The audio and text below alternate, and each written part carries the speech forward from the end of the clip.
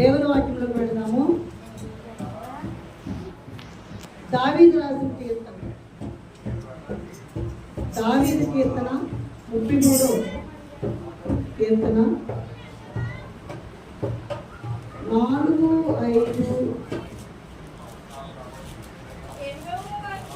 4. యెహోవా వాక్యము యథార్థమైనది, ఆయన చేయుదంతయు నమ్మకమైనది, ఆయన నీతిని న్యాయము ప్రేమించుచున్నాడు. లోకము యెహోవా కృపతో నిండి ఉన్నది. యెహోవా వాక్కు చేత ఆకాశములు కలిగిన, ఆయన నోటి ఊపిరి చేత వాటి సర్వ సమూహము కలిగిన.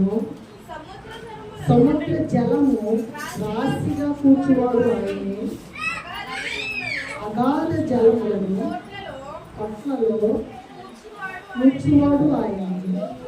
దేవునందరూ యెహోవాయందు భయభక్తులు నిలుపవలెను. భూలోక నివాసులందరూ ఆయనకు తెరవవలెను. ఆయన మాట సెలవీయగా దాని ప్రకారం ఆయన ఆజ్ఞాపించగానే కార్యము స్థిరపరచబడెను. అన్యజనుల ఆలోచనలను యెహోవా చాలా వ్యక్తపరచును. చిన్న ప్రార్థన చేస్తున్నాం. మహాగణుడ, మహోన్నతుడ, పరిశుద్ధుడ, గొప్ప దేవ, మీకు వందనములు, స్తోత్రములు ప్రభా. విశ్రాంతి దినమును పరిశుద్ధముగా ఆచరించిన జ్ఞాపకం చేస్తున్నట్టుగా మీ సన్నిధి వచ్చున్నాము. మీకు వందనాలు నా తండ్రి. చదవబడిన వాక్యంలో మర్మములు మనకు తెలియజేసి నన్ను వరుగుపరిచి మీరుండి మాట్లాడి ప్రభా.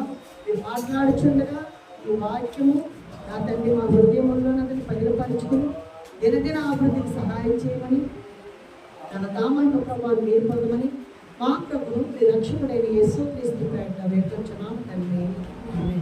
ఈ సంగమా ఇక్కడ చూసినట్లయితే దావీదు కీర్తన అంటే దైవ ధ్యానము. దావీదు మహారాజు దైవ ధ్యానం అంటే దేవునికి ప్రార్థన చేస్తూ మాట్లాడుతూ ఉన్నాడట. ఏమిటి అంటే అక్కడ చూసినట్లయితే యెహోవా వాక్యము 4వ శరణం. యెహోవా వాక్యము యథార్థమైనది, ఆయన చేయుదంతయు నమ్మకమైనది. అంటే దేవుడు నిజమైన వాడు అండి, యథార్థవంతుడు, పరిశుద్ధుడు, గొప్ప దేవుడు. ఆయన ఒక మాట మనకి సెలవిస్తే అది నెరవేర్చే దేవుడు.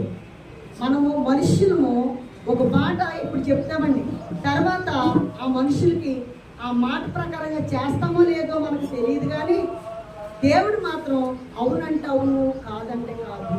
దేవుడు ఎటువంటి వాడంటే యథార్థవంతుడు. అంటే ఆయన వాక్యము యథార్థమైనది.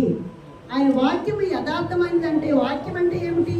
యోహాను సువార్త 1వ అధ్యాయము 1వ వచనంలో ఆది యందు వాక్యం ఉండెను, వాక్యము దేవుని యొద్ద ఉండెను, వాక్యము దేవుడై ఉండెను. అంటే వాక్యమే దేవుడండి. అప్పుడు దేవుడే యథార్థవంతుడైనప్పుడు వాక్యము యథార్థం ఉంటుంది కదా.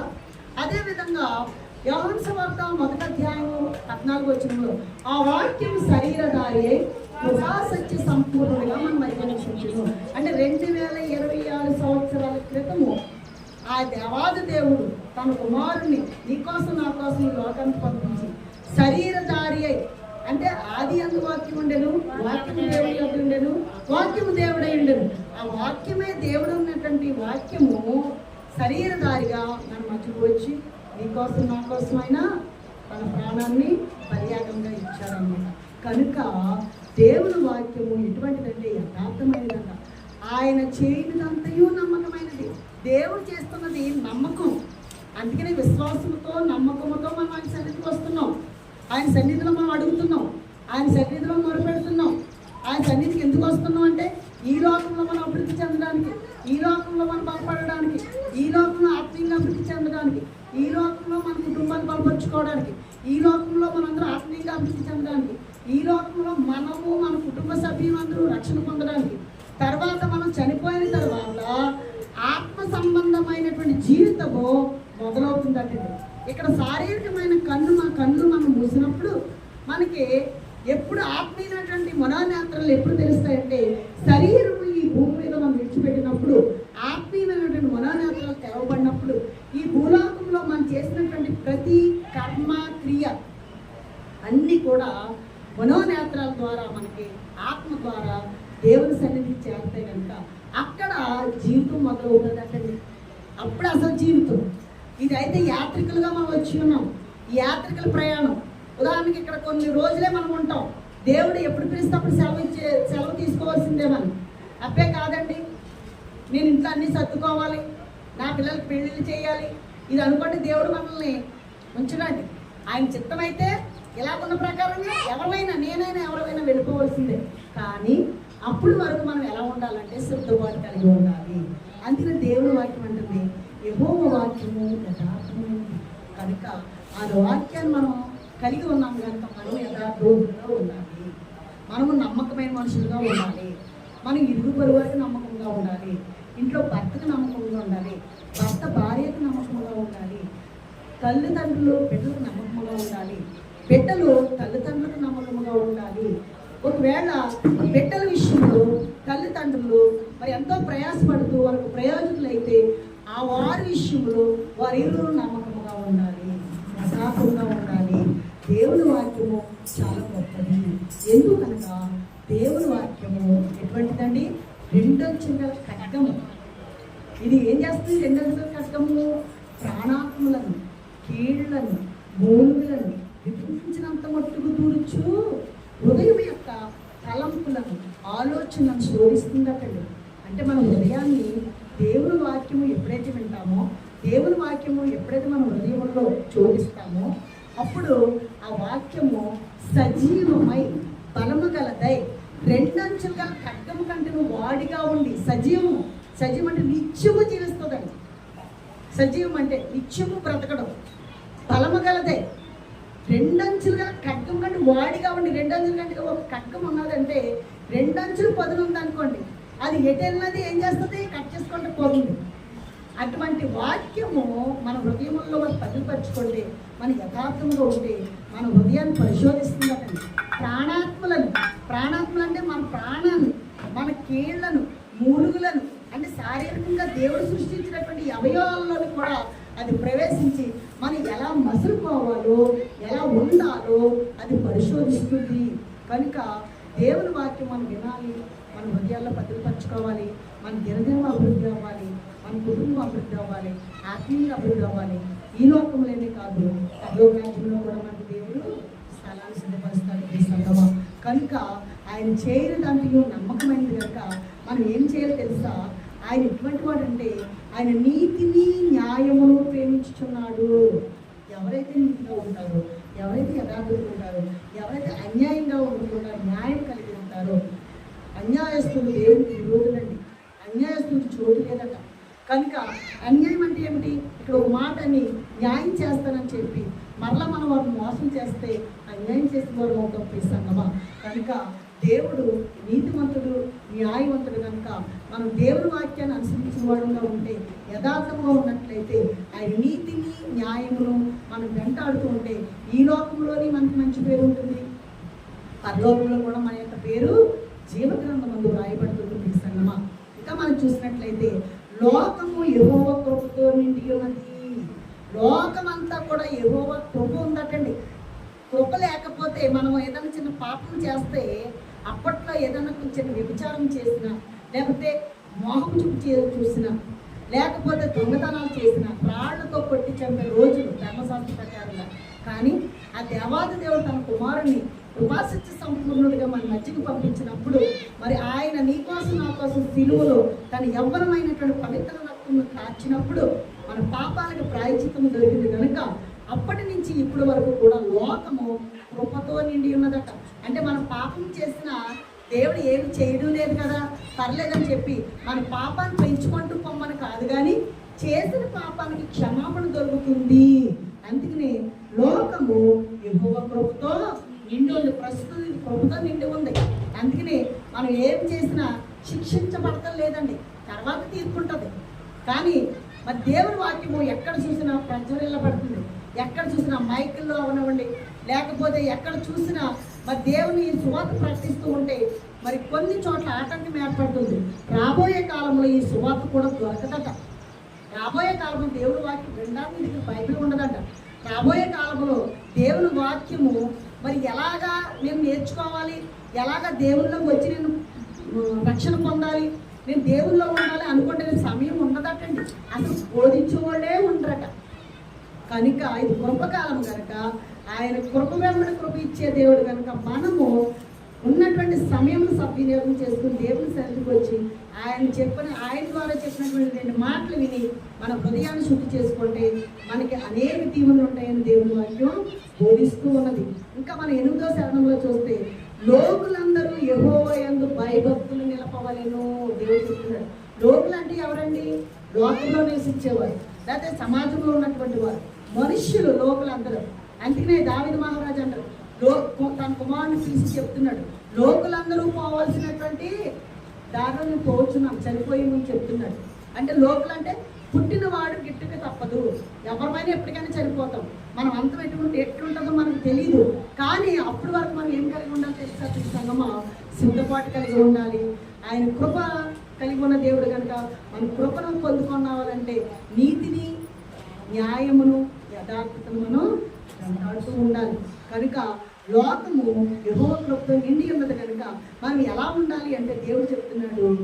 యెహోవా ఏమన్నాడంటే ఆయన చెప్పేది మనకి ఏమన్నాడు అంటే లోకులందరూ అంటే మనుషులందరూ యెహోవా యందు భయభక్తులు నిలపాలి. అంటే భయభక్తులు ఉండాలి. మనకేముంటుందంటే భయం ఉంటే భక్తి ఉండదు, భక్తి ఉంటే భయం ఉండదు. భక్తి అంటే ఏంటంటే మన దేవుని సన్నిధికి వచ్చి ప్రార్థన చేస్తాం, వాక్యం చదువుతాం, ఇంటి దగ్గర ప్రార్థన చేస్తాం, అనేక మందికి బోధిస్తాం, అది భక్తి. భయం లేక అంటే అర్థం ఏంటంటే ఇన్ని బోధించి నా పనులు నేను చేసుకుంటూ ఉంటాను, నా క్రియలు నేను చేసుకుంటూ ఉంటాను. నా క్రియలు చెడ్డమైతే నేను ఎంత భక్తి ఉన్నా వేస్ట్ అనమాట. అందుకనే క్రియలు లేని విశ్వాసము మృతము.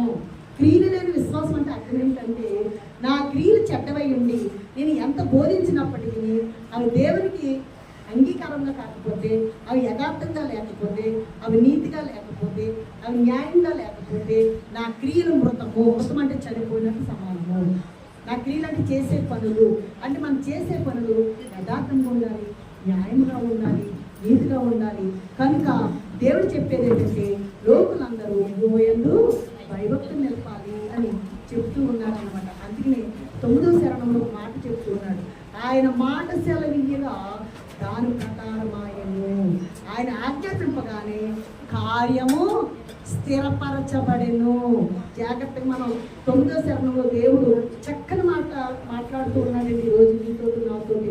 ఆయన మాట సెలవియ్యగా దాని ప్రకారం అయ్యను. మనం ఎన్నో అనుకుంటాం, ఎన్నో చేయాలనుకుంటాం. మానవ హృదయంలో అనేకమైనటువంటి తీర్మానాలు పెట్టుకుంటూ ఉంటాం. నేను అలా చేస్తాను, ఇలా చేస్తాను, లేకపోతే పని అయ్యేదాకా ఒకటి అనుకుంటాం. పని అయిపోయిన తర్వాత దేవుని మంచి పరిస్థితిలో ఉంటామేమో. ఎందుకు అంటే మనకు ఉన్నటువంటి సమస్యలను బట్టి, మనకు ఉన్నటువంటి పరిస్థితులను బట్టి, లేదా ఖాళీ సమయం దొరక ఈ మనస్సు అలాగంటూ ఉంటుంది అన్నమాట హృదయం. కానీ దేవుడు చెప్తున్నాడు ఏమిటి అంటే అక్కడ మాట్లాడుతూ ఉన్నాడు ఏమంటే ఆయన మాట సెలవీయగా దాని ప్రకారం అయ్యను. దేవుడు మాట సెలవిస్తే ఆ ప్రకారంగా జరుగుతుందట. ఇంకేంటంటే ఆయన ఆజ్ఞాపింపగానే కార్యము స్థిరపరచబడెను. నువ్వు ప్రార్థన చేస్తావా? యథార్థంగా ప్రార్థన చేస్తావా? న్యాయవంతంగా ప్రార్థన చేస్తావా? నీతిగా ప్రార్థన చేస్తావా? దేవుడు ఏం చేస్తాడంటే ఈ ప్రకారం నీకు ఏది కావాలంటే అది ఆ ప్రకారంగా ఇస్తాడు. ఇంకేంటంటే ఆయన ఆజ్ఞాపింపగానే కార్యము స్థిరపరచబడుతుంది. కార్యం అంటే ఒక పని. నీకేమన్నా గృహం లేదా? దేవుడు నాడు నీకు గృహం ఇస్తాడు. ఒకవేళ గృహం ఆగిపోయిందా? దేవుడి సన్నిధిలో మొరపెట్టు, దేవుడు ఆ గృహానికి కార్యం సిద్ధింప చేస్తాడు. ఒకవేళ నీ యొక్క భర్తకు రక్షణ లేదా? రక్షణ గురించి ప్రార్థన చేయి. నీ బిడ్డకి జ్ఞానం కావాలా? నీ బిడ్డకు చదువు కావాలా? లేకపోతే నీకు ఇబ్బందులు పడుతున్నావా? లేదా ఆత్మీయంగా వెనకబడి ఉంటున్నావా? నువ్వు దేవుడి సన్నిధిలో మొరపెట్టుకోండి, ఆయన ఏం చేస్తాడండి? తప్పనిసరిగా కార్యము స్థిరపరుస్తానంటున్నాడు. ఎవరికి ఏమున్నాదో దేవుడి సన్నిధిలో మనం అడిగినప్పుడు ఆ కార్యం అంటే ఆ పని స్థిరపరచబడుతుంది. మన బిడ్డల కోసం, మన భర్తల కోసం, ఏంటి మన యొక్క కుటుంబాల కోసం మనం ఎక్కువగా ప్రయాసపడుతూ ఉన్నాము. ఈ ప్రయాసం అంతా కూడా దేవుడు మంచి ఆరోగ్యము, మనకు ఆయుష్, మన బిడ్డలకి మనకి పరిపూర్ణమైనటువంటి ఆరోగ్యము, లేదా పరిపూర్ణమైనటువంటి వారికి కావాల్సినటువంటి ఈవులు, లేకపోతే మన బిడ్డ యొక్క బ్రతుకులు లేకపోతే మన గృహాలు, మన కుటుంబము, మన ఆత్మీయంగా అభివృద్ధి చెందితే మొత్తం మీద దేవుడు నిన్ను కార్యం స్థిరపరుస్తానని ఈరోజు నీతో నాతో మాట్లాడుతున్నాడు ఈ సంగమా. కనుక దేవుని వాక్యం మనం వింటూ మరి ఆయన సన్నిధికి వస్తే మనం బలపడడానికి ఇది మంచి అవకాశము. కనుక నువ్వు ఎలా కలిగి ఉంటే ఆయన కార్యం సిద్ధింప చేయాలంటే మరి నిన్ను దేవుడు ఎలా ఆశీర్వదిస్తున్నాడో మనం చూద్దాము.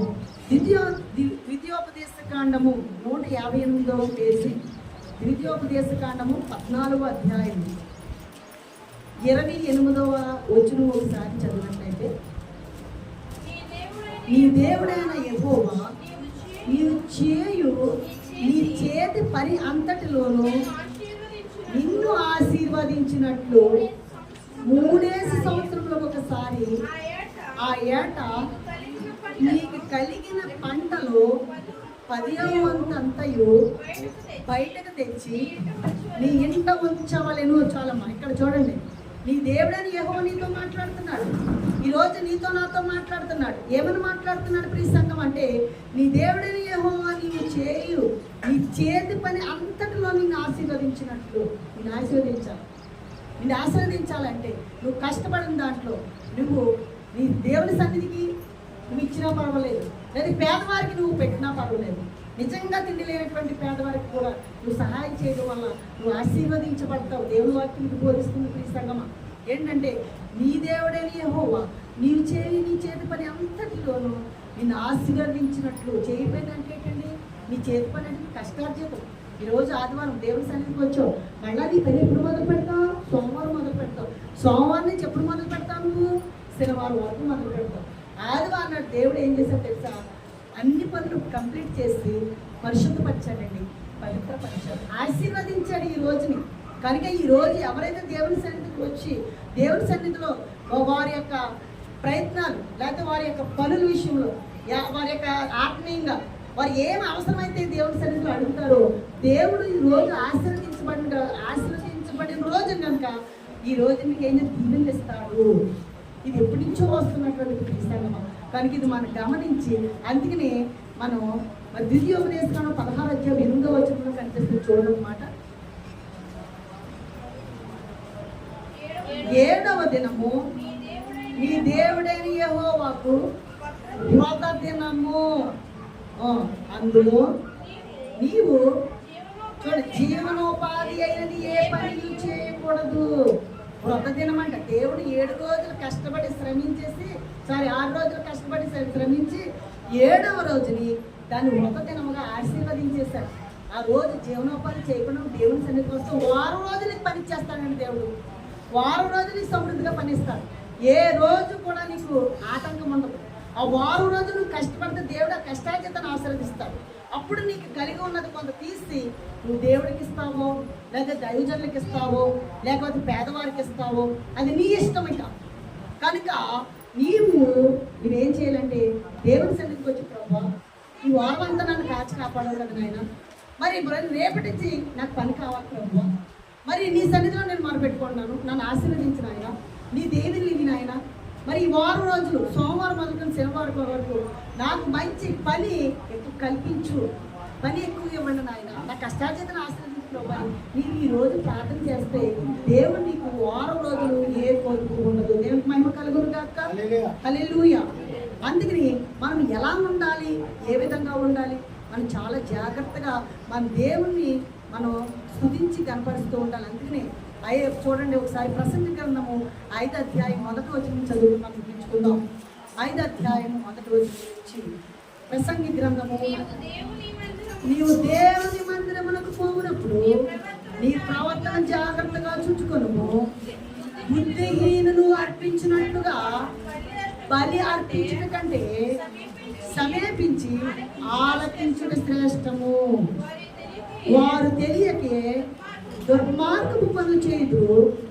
నీవు దేవుని సన్నిధిని అలా అనాలోచనగా పలుకుటకు నీ హృదయమును త్వరపడనీయక నీ నోటిని కాచుకొను. దేవుడు ఆకాశం ఉన్నాడు, నీవు భూమి మీద ఉన్నావు, కావున నీ మాటలు కొద్దిగా ఉండవలెను చాలండి. దేవుడు ఆకాశంలో ఉన్నాడంట, మనం భూమి మీద ఉన్నాము కనుక మనం పలికే మాట చాలా జాగ్రత్తగా ఉండాలంట. దేవుని సన్నిధికి వచ్చినప్పుడు అనాలోచన ఉండవద్దు. ఇంటి దగ్గర ఏం పెట్టేస్తాం, ఇంటి దగ్గర ఏముంది, ఈరోజు మార్కెట్కి వెళ్ళాలి, పిల్లలకు వండి పెట్టాలి, ఇది ఉంటుంది. స్త్రీలమైనటువంటి మనకి కుటుంబము, ఎందుకంటే కుటుంబ పరిపాలన మనం పరిపాలిస్తాం కనుక మనకి ఉంటుంది. కానీ దేవుని సన్నిధికి వచ్చినప్పుడు నీ పనుల భారము యెహోవా మీద మోపము, అప్పుడు నీ ఉద్దేశములు సఫలమగును. దేవుని సన్నిధికి వచ్చి కాసేపు భర్తని బిడ్డల్ని వాళ్ళని ఆలోచిస్తూ అనాలోచనగా ఉండకుండా దేవుని సన్నిధికి వచ్చి దేవునిలో ఉంటే దేవుడు అన్ని అక్కడ కార్యం సఫలం చేస్తాడు. కనుక మన మాట ఎలా ఉండాలంటే చాలా జాగ్రత్తగా ఉండాలి. దేవుడు ఆకాశం చూస్తున్నాడట, మనం భూమి మీద ఉన్నామంట.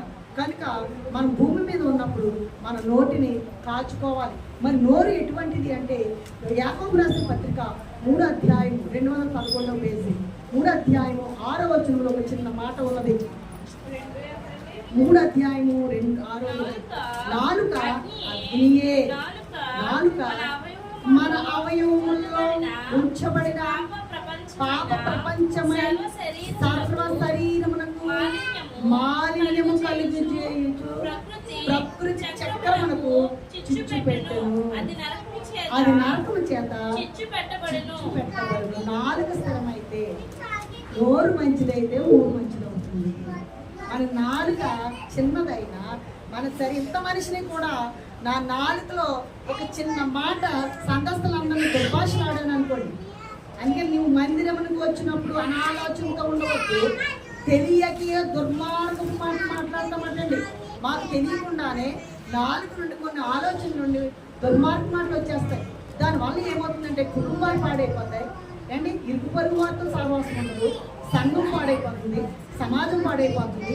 నాలుగు చిన్నదే కానీ అది ఏం చేస్తుందంటే అది మొత్తం ప్రపంచాన్ని అంతటినే ఏం చేస్తుంది, చిచ్చు పెట్టేస్తుందంటే. ప్రపంచం అంతా కూడా ఈ రోజుని స్థిరత్వం లేక, నోటి మాట స్థిరం లేక కుటుంబ కలహాలు, కుటుంబాలు విడిపోతున్నాయి ఏంటి. ప్రపంచంలో ఉన్నటువంటి దేశాలు లేదా రాష్ట్రాలు లేదా పట్టణాలు ఇటువంటివన్నీ కూడా నోటి దురుసుతనం వల్ల ఐక్యత కోల్పోతుంది. ప్రేమ ఉండలేదు, ప్రేమ ఎక్కడ కూడా లభించడం లేదండి, సహనం ఉండలేదు, ఓర్పు ఉండలేదు.